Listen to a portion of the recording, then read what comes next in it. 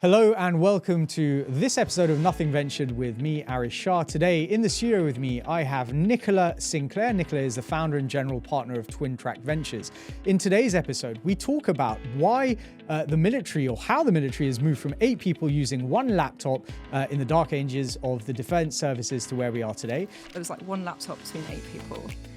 And so, I remember my boss at the time was like, I've got to go to this conference. I've got a 200-page paper folder. Can I have the departmental laptop? I'm like, no, someone else has got it. Like, it was hilarious, but also so depressing.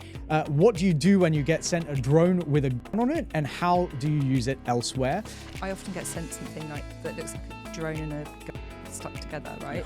And I said to him, okay, I can see how that might be useful in the military context. Like, how does that work in security? How printing aircraft parts at the point of use is bringing time to repair down by weeks, how countries have different priorities and how to leverage interoperability whilst maintaining a point of difference, the role of science within defense, how we can reconnect disconnected communities, how AUKUS is impacting emerging technologies, and whether or not we've reached peak drone. Let's get straight into it. This is Nothing Ventured with me, Aarish Shah, the podcast where I talk to the people behind the stories that make the venture capital ecosystem go round. I've been working with startups from pre-seed to Series C for the last decade, and companies that I've worked with have gone on to realize value and exit, or raise funds in excess of $500 million. I really hope you enjoy the episode, and if you have a guest that you'd love to see me have on, or you have a comment on any of the episodes that I've recorded so far, do reach out to me on LinkedIn or Twitter. I'd love to hear from you. Let's get straight into it.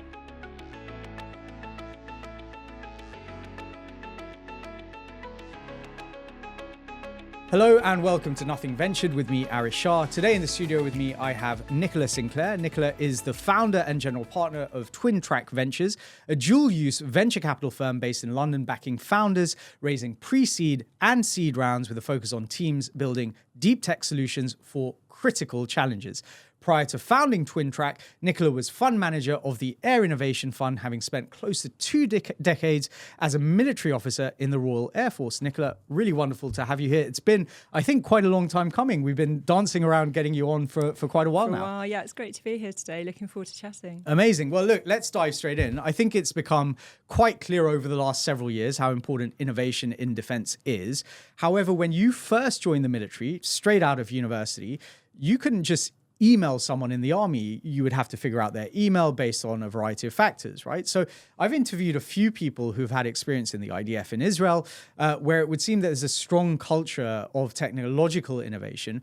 How would you describe the UK's evolution regarding innovation in defense from when you first joined to when you ultimately left, having pitched and successfully commissioned and run the Air Innovation Fund in the early 2020s? Yeah, so that 20-year period was quite a wild ride. Like when I first joined, we had these things called like a memo pad. It was literally like a notepad filled out in a certain format, and that's how you would send somebody a message, like with a pen and a piece of paper, and you put it like in the mail. You like in the internal post. There was like a lesson. We had to sit through a half-hour lesson. Like everyone was falling asleep because you just like been running around on a salt course. How to fill out like a particular type of envelope. How to like post this letter around. And that was fine if you were like on a base, right? But it was no good if you needed to message somebody like at another station. You know, they might be kind of 3, 4, 5 hours drive away. You couldn't just like go and see this person. Yeah. And you had a completely independent email. Like you'd have to telephone them, get their email, send it over. And then you couldn't even like message somebody who's like in a different service. Like today, all of that's just been taken care of. As in the RAF could not message, the Army could not message the Navy. Yeah, you could if you knew that person's email, but you couldn't just like search for it. There wasn't a Nicola.Sinclair at RAF.com. No. Like you had to like meet that person. Like to be honest, in the very early days, when Facebook got created, it was amazing because you could find somebody like by name, and there was like a particular number. If you could get that particular number off them, you could kind of recreate the email address. So that it was horrendous. And we've come like a massively long way in that time, right? Like that is very, very like dated. Things aren't like that anymore. But it's really illustrative of just like how defense like actually really lags behind the rest of the real world. So take COVID, for example. When we went into COVID, we had like a departmental laptop. There was like one laptop between 8 people. And so, I remember my boss at the time was like, I've got to go to this conference. I've got a 200-page paper folder. Can I have the departmental laptop? I'm like, no, someone else has got it. Like, it was hilarious, but also so depressing. So a lot of that has come a really long way. And I think a big part of it has been a change in the tech scene also in the UK. So people have understood that things can move quickly, that defence primes are not your only source of technology. Yeah. And I think also the defence system has really started to understand the difference between new technology that needs adoption and tech that is innovative tech, right? That is actually really changing how people can operate and how can people have more effect, especially as like the number of people have gone down. So when I first joined the Air Force, it was twice the size that it is today, right? So do more with less is like a reoccurring theme. The answer is always technology. I think personally technology is like an accelerant in whichever direction your company is going in, right? Like if you're on a downwards trajectory, tech can kind of take you there faster. If you're on like an upwards trajectory, it can take you there faster. So new structures have been created, more money has been put into it. A lot of changes happened in like how you can contract those companies. Yeah. But this is really early days, right? Like this is the beginning of a change rather than like the culmination of where we want to be. Even today, you're saying it's early days. Yeah. Wow. Right. Okay. So it's taken 20 years to get here. Yeah. And we're just at the beginning. Yeah, exactly. I think that's true. Amazing. And I mean, I guess, so I kind of understand why some of those structures may have been in place from a security perspective, right? So obviously you don't want, people to be accessible by the outside world, like, very easily, like within the defense force. You want to ensure that there is appropriate security and I guess some Chinese walls between certain departments, and obviously decisions have to go down the right chain of command and so on. But presumably what that would have meant is that, to your point, if it takes 5 hours to get a message from A to B, if you have critical kind of requirements, how would those be dealt with? I mean, how could you move fast in, presumably defense being a fast moving, if you are in the theater, as it were, like things have to happen in nanoseconds or, very short periods of times in terms of decision making. So how would the information flow effectively, or was it just not effective? I think what you're really starting to get is that people have changed the way they work in that time, and a lot of it's to do with collaboration. So before, the Air Force would like work with the Air Force, the Army would work with the Army, and if you needed to do something together, you would physically travel somewhere, and you've probably seen paintings and so on of like people in different uniforms standing around a table with a big map on it, pointing at the map. With those things that move the little figurines across the map. For the time, they did some amazing things. Like there's no doubting some of the sort of effort and outcomes from that very basic level of technology have been hugely fundamental to, the democracy we enjoy today. But especially with a smaller force, especially where people are trying to do more work, you're losing hours traveling. Like that doesn't make sense when you could pick up a phone and have a video call. So I think there is an acceptance that collaboration is really important, and sharing different skill sets between different services is super important, but also between different countries, right? Like we don't often do much as the UK, or certainly in my lifetime, as somebody who was kind of being born around the time of the Falklands, right? Like we haven't really done much as the UK on its own. So tech is super important in making those things seamless, efficient, and getting like the right answer to the question, or even just asking the right question is generally a good start in those sorts of situations where there's like a super high level of uncertainty. Yeah. And you're dealing with real world, right? This isn't a policy that's going to have a lag and you can see like an outcome in a couple of years and course correct. A lot of what happens in defence is quite fast, and you're dealing with like a here and now issue that has like a threat to life, be it of the forces that you're looking after or planning for, or like people in a country that you're trying to help, or in that region. So a lot's been put in place to really try and drive that forward. I think the innovation community that's grown in defence is now trying to say we don't have to settle for that. Like we don't have to cope with Excel spreadsheets and like Outlook. There are really interesting tools out there that can not take the decision away from a human, but can like boost the insight the human making the decision has. Yeah. How do you aggregate all this data? How do you bring the most important data up to the top of the pile and let that human then weigh up like the risk-reward balance, right? How do you support those really important decisions? And that tech doesn't often come from a prime, right? Like primes play a hugely important role in the ecosystem, but that's when you're generally trying to build maybe like a fighter jet, right? Like the primes are not maybe going to give you some of the decision support tools you might need to, for example, use AI to sift like a huge volume of data. So I think there's a role for those primes to continue, but a lot of this is to do with how do you work with startups? How do you make it clear if they're building a solution for one reason, like, and it has another application, how do you make that need clear? Like, how do you find that synergy? And then how do you bring everything together into like a coherent picture? So that's really early on. Like that work of trying to make everything kind of fit together from different providers is super, super early. Well, I mean, that raises in my head like 3 or 4 questions, right? Like, so let's try and tackle them, right? So part of this is exactly what you're doing at TwinTrack. So one of the questions I had was, are these technologies that are now being implemented defense specific, or are you able to use technologies that have been built for other purposes and actually either they work very specifically within the framework of the defense services or the military services, or does something have to be built very specifically? And like the kind of example I guess that comes to mind is I remember the kind of BlackBerry days where essentially most corporates would not move away from BlackBerries because of the they were the tool of business because of the encryption systems and the messaging and so on and so forth. They were they were embedded almost, right?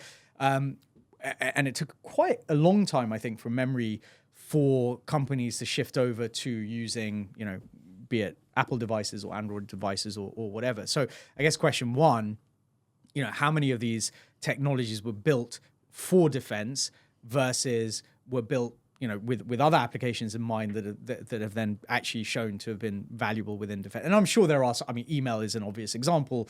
Email, it doesn't really matter whether it was built for defense or not. There might be some encryption standards that need to be boosted, but for the most part, the actual kind of process of how an email works is going to be the same irrespective. That's sort of the first question. The second thing that came up from what you just said there, and you and I were talking about this just before, is this idea of defense isn't only a national endeavor, it is an international endeavor. And obviously in a world where, we are seeing certainly some friction, right, on the international stage, we're obviously seeing,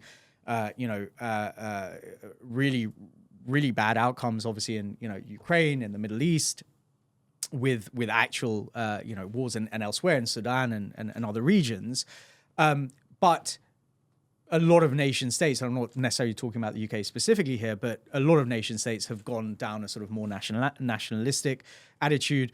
The guy whose name I'm not allowed to mention on the podcast because YouTube then sort of shuts us down. But the guy who might be doing some stuff in the US in the future, is quite an advocate of stripping down things like NATO and and so on and so forth.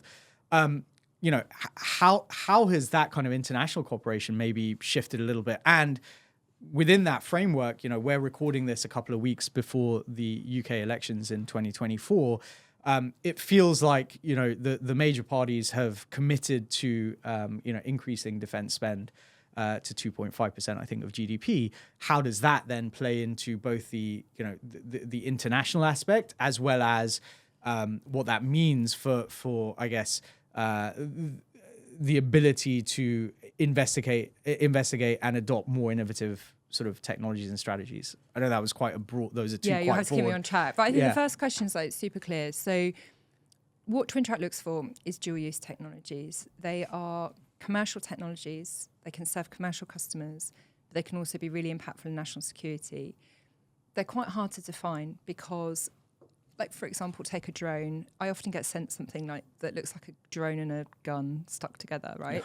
And I said to him, okay, I can see how that might be useful in a military context. Like, how does that work in security? How does that work in like a commercial environment? And they say, oh, it can be used for like livestock vaccination. I'm like, okay, really interesting, but what does that market look like? And why would it need this like drone gun combo, right? Like, is it necessary? So some of this space is slightly corrupted by technologies that are really defense, that have like a kind of fig leaf of dual use application stuck on there. That is not where this should stay, right? Like, the point is, and I'll take one of the companies I've worked with before. They make a 3D printer that can work with ultra hard metals and ceramics. They can make hip and knee replacement joints that have better patient outcomes. Yep. If you're a commercial producer of those parts, you can double the output from your factory. That's really meaningful. What they can do in defense is, because of the way the printer operates, as it's producing the part doesn't cool down, which means that you can take their printer and put it somewhere, for example, like a building of opportunity in a remote location, and you can print aircraft parts at the point of use. And you can print them for the UK, for the Americans, for whoever else is using that same base. And you can save weeks of broken aircraft time. So in my lifetime, I've spent a long time sitting at the side of an airfield waiting for an aircraft to be fixed. And something like that is really meaningful, right? It's not at the front end of military operations. Yeah. It supports a military that is more robust, more resilient, can do more, but it's not like a drone and a gun glued together. So that's a great example of like the sort of dual use functionality that I think should be existing, LP should back, that Twin Track looks for, right? Yeah. Like, so it's not even just about the product that they output, it's a technology that they're using, and therefore can that be repurposed elsewhere as well? What's the point, right? Yeah, The point is I can produce these things and save myself weeks of time. I'm not saving any money, but the aircraft is functional and that saves me something else. So that's a good example of like really what we now want to see in the dual use space.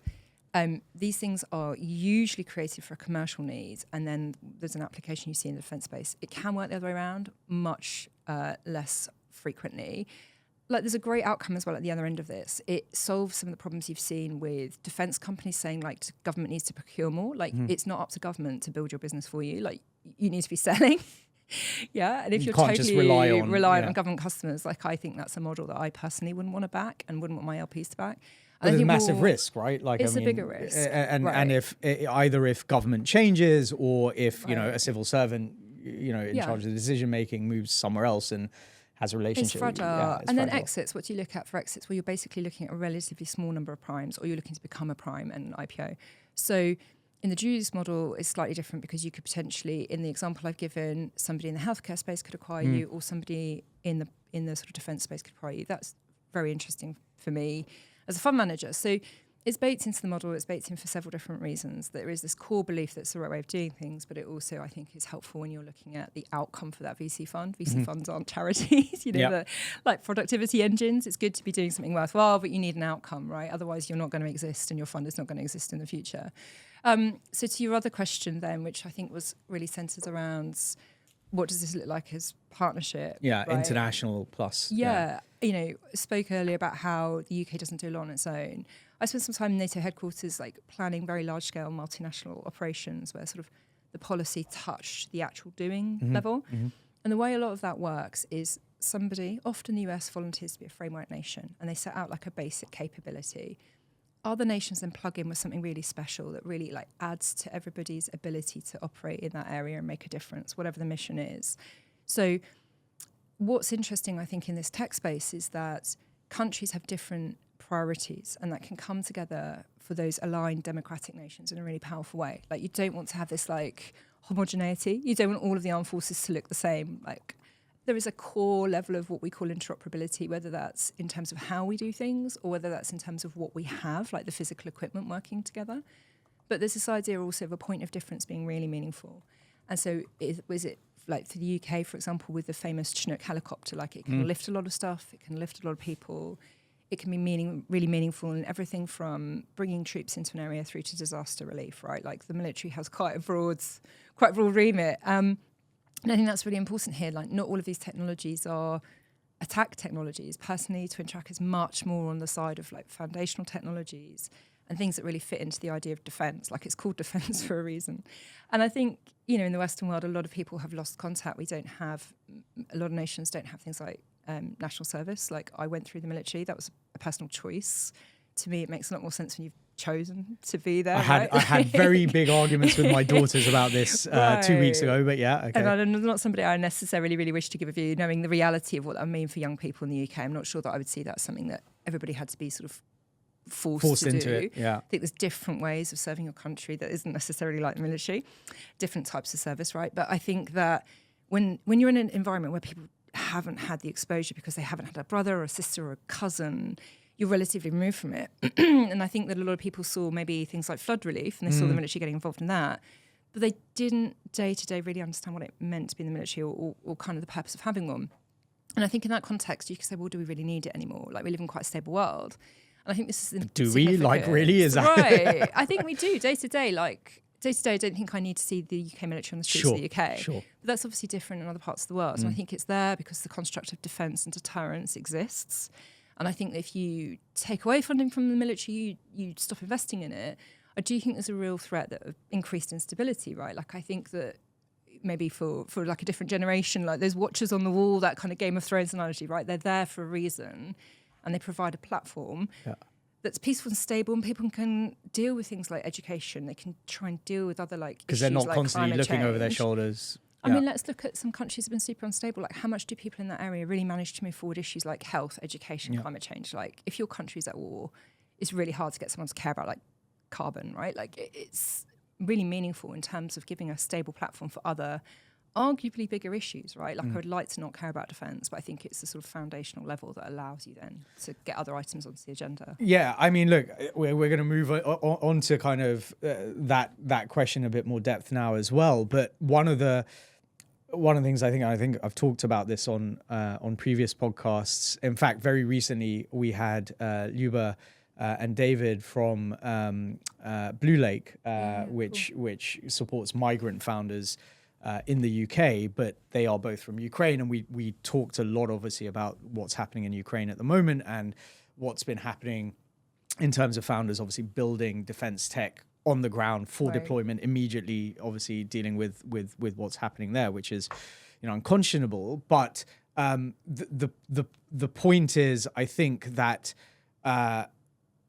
obviously, defense is there for when you don't need it, right? Like sort of thing. It's kind of like, you hope you don't ever need it, but you may well need it, and therefore you need to be prepared for it. And one of the things that I talked about was I did a podcast with Theo Priestley about what the future should have looked like, right? And I was talking about when I was growing up, what did I expect of the future and technology, and I was talking about, I still remember, watching Airwolf, right, as an example. Cool, yeah. Loved, like, it was my favorite program, right? Yeah. But like Airwolf and Kit in Knight Rider and all this sort of stuff. And obviously what we've ended up with is... Oh my God, I'm still hoping for a Kit. I mean, yeah, we got the Tesla, but it's not it's not quite there yet, right? But one of the things that I said, because he posed a question, goes, well, what do you think, why do you think we aren't where you thought we would have been 30 years ago, right?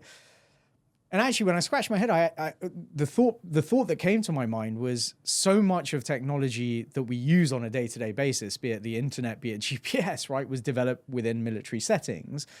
And one of the reasons I think that we haven't necessarily seen that sort of innovation, even if you look at what Elon's doing with SpaceX versus NASA, et cetera, is because there has not been sort of, to put it crudely, an arms race. There hasn't been that kind of hostility amongst large nation states. Maybe there's been a bit of a step back from military spending, which has maybe throttled innovation to some extent, right? Like if you were in the midst of having to figure out, well, is this country an aggressor or not, or whatever, and having to prepare for that, would we have actually innovated more, I guess, is the question that I posed.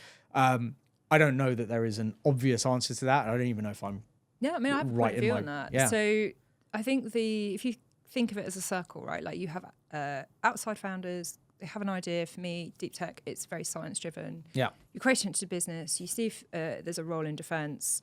Maybe defense buys it. There's a kind of circle there, but the sort of top part of it's missing, which is defense adapts as a result of taking that technology in. There are a lot of scientists actually inside defence, particularly in the capability areas, which look at like how the future Air Force, Navy, whatever, are going to operate.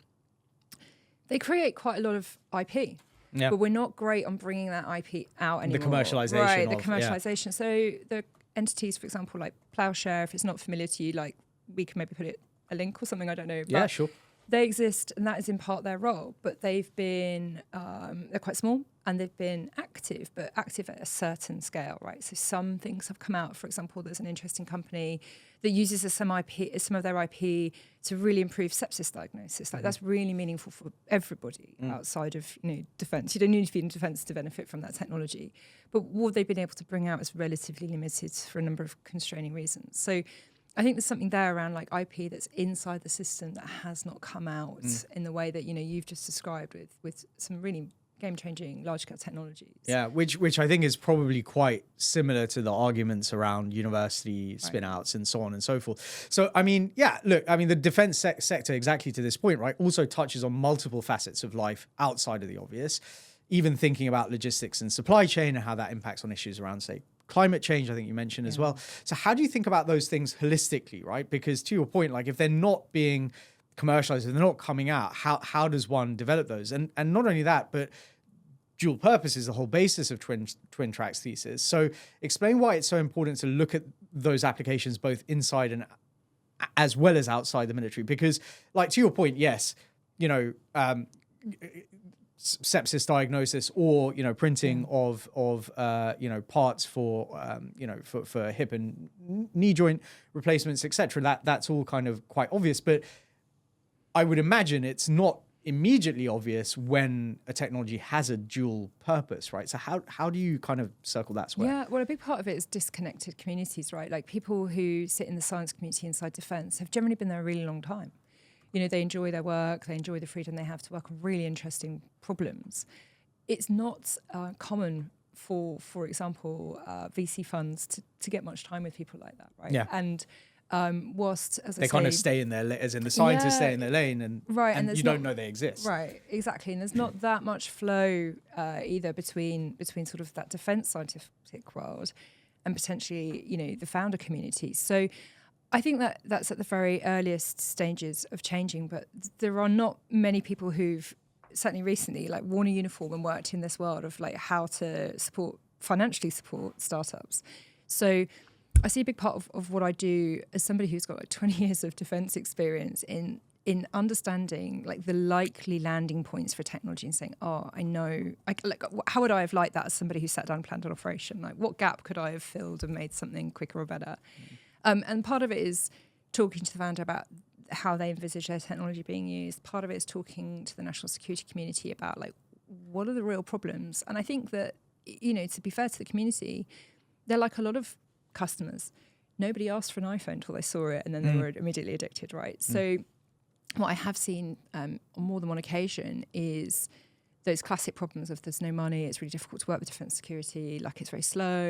Yeah, we hear this no a one lot makes with a decision. we hear a lot of it around the NHS and education. Yeah, like large similar sort of Yeah, I mean it's a big ship to try and turn course on. But when they see something that they actually do really need, you have that iPhone effect. The game is really different. So some of the companies that have successfully worked in this space where they haven't created a product, shown it to defence, and defence has said, great, now bespoke it for me, you know, and it's pulled them off their pathway, off their development plan.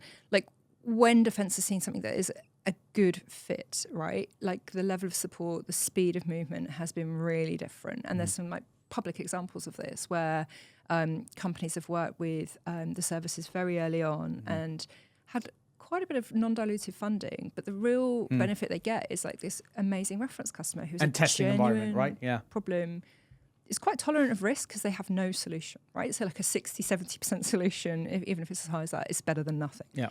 And a really motivated team, because often the people in defence are really motivated to try and solve this problem, like it's their daily problem. Yeah. So there is a great issue. There is a problem in the system with people finding defence hard to work with, but often that issue arises when the fit isn't exact, when somebody is trying to sell to defence. When you find the right thing, defence pulls it in, and it becomes much, much easier. And so I think that's really hard to find when you don't come from those worlds, right? Like, defence is quite a closed world. It's not easy to navigate.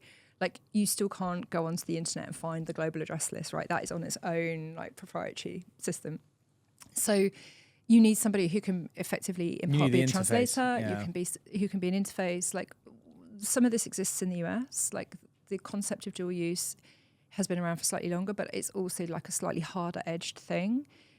It exists now in the UK, and that's the space that we're in. I think also to your earlier point around some of this, I also find it quite an intersectional space. So for me, some of the companies I'm interested in, the other VCs, the other angels are interested in, for example, sustainability. I'm interested in it because it reduces energy, it brings the costs down, it becomes something you can do in the UK. It's, you know, we want the same kind of thing for the company for very different reasons. But that, I think, gives you some healthy tension in the advice. It gives different customer base support. You know, it's a really interesting space to be in when it's not 2 or 3 climate funds. Yeah. When it's like a climate fund and a defence linked fund, you get something quite different. Because your thought processes and the outcomes are different. And I think what's really interesting in my mind, and I think this is why...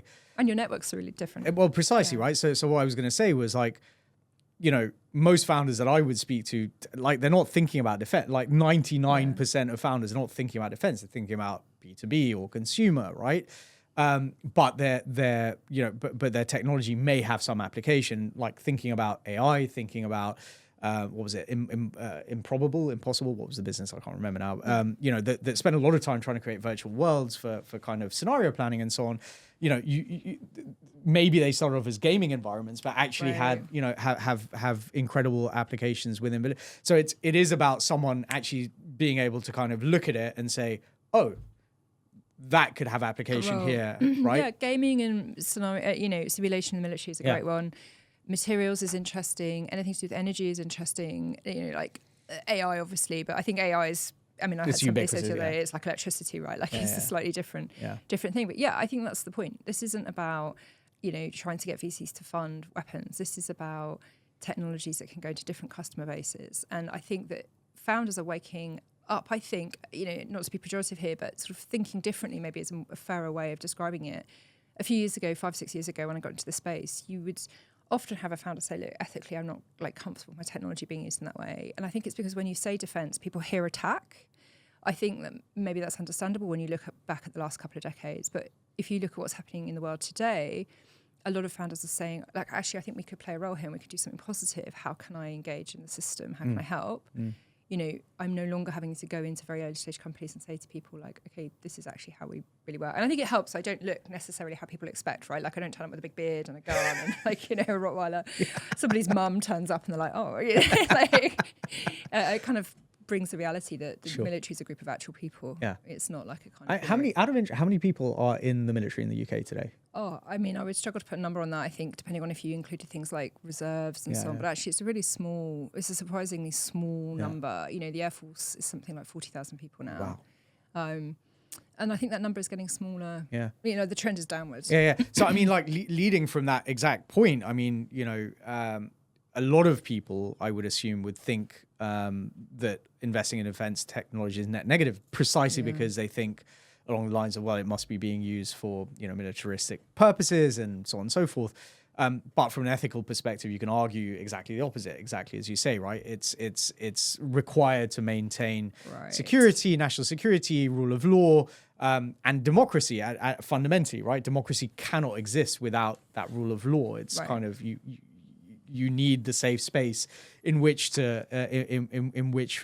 democracy can flourish, right? So that's how you avoid dystopian outcomes. And we know, authoritarian regimes turn the military inwards and destroy democracy by using them as a tool to essentially, I guess, control the individuals and populations. Scenario, and your whole 1984, which we won't go too far into that because who knows how close to that we are. But anyway, so how do you make that case? Like, how is it that how can you actually go out to either founders or investors or LPs and just make the case that no, this is for the greater good. It isn't just about funding wars or military activity. Yeah, I mean, I think that's something that's super personal to me. Like, one, I just, why take the pain and grief of being a new manager setting up a fund in the UK, right? Like, why not just go and work at a deep tech fund? This is kind of the core of it for me. It's because I think there's an element of stewardship to this. Some of the technologies, like personally, I really don't like eVTOL. Like, I have an ethical issue with eVTOL and a couple of other technologies like it because I think they actually Can you explain what that is? What the technology is or what the issue is? Well, both, yeah. Oh, okay. So like a sort of drone crossed with a helicopter. Okay, right? Like a kind of often pitched as a sort of mobility opportunity for the future that will revolutionise how people are able to travel around cities. Got it. The reason I don't like it is that those need a takeoff and landing point, right? So you should think about it. Maybe the framework I like is like a luxury tube. You have to go to a terminus to get on, and you're going to go to a terminus to get off.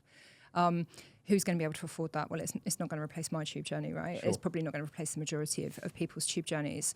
Do I want to live in a world where something like that is flying over my head all the time? Like, not really. Probably not. No. I think we've all been at like a wedding or an event or something, there's a drone flying around and you just can't help but look at it. And also, I think a lot of people have this natural instinct of, like a big insect, you kind of want to swat it out of the sky. Yeah. So I think that's going to give a very limited number of people or even, I guess there will be a number of people that wonder whether it is benign or whether it is some sort of aggressive. What's on there, what sensors are on there. So I think for me, something like that, you can look forward into the future and say, okay, fine, this is attracting a lot of funding right now, but what does the world look like without in it? Is it net positive, net negative? Right. For me, my calculations come out net negative. Like, I don't think we really need that.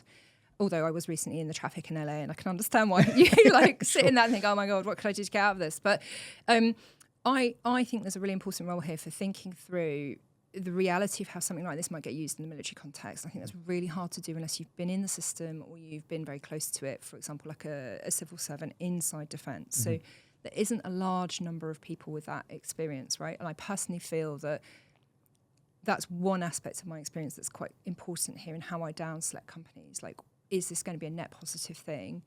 My view of the role of defence is defensive, right? It's not necessarily unarmed. There is an aspect where the two can't be. Yeah. You can't have soldiers without weapons. I'm like, it would be kind of pointless. Yeah. Right, it's pointless, but the purpose of that is a defensive purpose, right? And I think we're seeing some of this in the Ukraine, okay? Like around, you can't meet something like the invasion of the Ukraine in a peaceful, diplomatic way. Like, you're not going to have the leverage you need to resolve that. There needs to be a balance in that discussion before you can bring both parties to the table for meaningful concessions, right? So I think a lot of this is around the down selection, around the real likelihood how these things are going to get used and their real impact, not only in defence and security, but like in the world, right? Like that to me is a big part of my personal rationale for wanting to be like in the driving seat here, right? Like, not only in terms of picking and down selecting, but literally having the vote in the investment committee. I don't think I could handle being in an environment where I've got the experience to understand how these things would end up or could end up, and having to support that without any like skin in the game. Yeah, I mean, so one of the questions that kind of came to my mind there was, in the same way that you spent 18 years in the Royal Air Force before setting up, the CVC, the corporate venture fund within the Air Force, and now obviously Twin Track. I mean, do people within the military, are there people coming through the military with the sort of mindset where they're thinking, okay, I want to understand how this works so that I can then go and do what you're doing, for example, or even innovate in the space or whatever? And is there a pathway for them? I mean, like, is the military actively encouraging that thinking, or is it? Yeah, I mean, there is. So in terms of pathway, different services have a different approach. They have a kind of internal accelerator. My personal concern is that you need to be careful you don't accelerate people out of the military, like get people out of the military. So train them and then they go off and do their own thing. Yeah. So I think the other half of this is around the financing. So that's quickly what I sort of felt when I was inside, and why I felt it was important to have a CVC, because a lot of it was how quickly could you finance something? How are you making the decision on supporting something? That isn't there. That is very different between different armed forces, between the UK, America, other kind of allied countries. So I think there's quite a lot of work to be done on like the idea of risk. So the armed forces always says it's a risk-taking organisation, and when you're in a war zone, it is. But when you come to sort of working on something like innovation at home, it isn't. Like, there is a kind of genuine fear, I think, is not too strong a word, around like taking money, spending it, and the tech not working. And of course, failure is really an inherent important part of innovation. So culturally, I think that's work in progress rather than something that hasn't started. I think there are more people who are inside the military who are saying, actually, I'm going to be a founder. That's really interesting in terms of like a different mindset, and people on both sides of the table having experience and language to understand, the connections. It's not a great source of deal flow for me, because I find a lot of people are producing stuff that is not deep tech, and therefore I think you need like a range of funds and a range of voices here, and it's a space that will mature as fast as the conditions for new managers in the UK allows it to mature, right? Like, if those conditions are better in the future, there'll be more of them. Yeah. I mean, again, this is such a kind of, I guess, left field environment for me, right? Like, military and defense is not something that I've actively been involved in. To your earlier point, like, not everyone goes into the military. There is no national service. You don't have that close tie. And we had the CCF at the school that I was at, but I wasn't in the cadet forces. I did, volunteering or whatever it was that I did. Whenever I did turn up on a Friday afternoon, but I think there is this. I think there is a need, and this is one of the things that I said I'd argued with my daughters, because I actually think national service is. There is a positive benefit for that. I think the negative, and certainly the issue that I think a lot of kids would see is, well, you can't force me to do it. I don't want to do it. And I agree with that, but there has to be sort of an avenue whereby people can get that exposure and understanding, so that so that they do have that kind of greater good in mind and understand how the pieces fit together and why it's important, right? So yes, for my daughters, I would hope that they would never have to see the military in action, right? But that doesn't preclude them from understanding why it's important that the military exists and how they might be able to support or assist that in different ways. Moving on, it would be great if you could talk me through what the ITAR exemptions are, which is the International Traffic in Arms Regulations, and the impact that has on businesses in the UK and Europe, and why it's going to be hard to justify establishing a business in geographical Europe outside of the UK if you want to sell to the US. What is that? Sure. Interplay? I mean, this is a massive change. I think there's a branding issue, right? First of all, because it doesn't sound great to be talking about like trafficking in arms. Yeah. But so the UK, the Australians, and the US have come together under this is the AUKUS AUKUS. Pact, yeah. So the core idea is about peace and security in the Pacific and working as a very close partnership. So there is a range of structures inside, but something known as Pillar 2 is around emerging technologies and how those three nations, 4 if others join, I think Japan is quite keen on potentially joining that and broadening the group, how those 3 to 4 nations can really work together and really have a very strong technical relationship on emerging technologies. So what I mean by that is it includes things like artificial intelligence, hypersonics, quite a broad range of stuff from software through to hardware. So it's really difficult to deal with some of the regulations because correctly there is a lot of regulation in place. The issue here is around making it easier for companies in the UK and Australia to engage with the US Department of Defense. So it strips out some of that repetitive regulation that can take a really long, like years to deal with.